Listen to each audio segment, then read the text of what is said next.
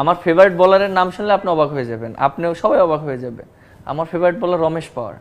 হ্যাঁ হ্যাঁ obviously, this really interesting. হ্যাঁ রমেশ পাওয়ার আমার ফেভারিট বলার। রমেশ পাওয়ার আমি আমার মনে আছে ওর কথা, মনে আছে একটু গাট্টা গুট্টা এবং এটা মোটামুটি। কেন ফেভারিট বললাম, আমি যখন ক্রিকেট খেলা স্টার্ট করি 2006 সালে, তখন আমি সাইডাম অ্যাকশনে বল করতাম, প্র্যাকটিস করি মাত্র একাডেমিতে।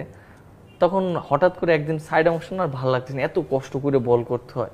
তো একদিন হঠাৎ করে বাংলাদেশে একটা ইন্ডিয়ার খেলা চলছিল, আচ্ছা 2006 সালে এরকম মেবি সাতের ওয়ার্ল্ড দিকে, কাপের পরে ওয়ার্ল্ড কাপের পরে পরে, হ্যাঁ এরকম একটা মানে খেলা, হ্যাঁ হ্যাঁ 2007 সাথে না ওরকম একটা খেলা দেখলাম। ওরা 4-এ আসছিল, তারপর 7-এ আসছিল। সাথে আসছিল, হ্যাঁ ওই সময় ছিল রমেশ পাওয়ার টিমে ছিল।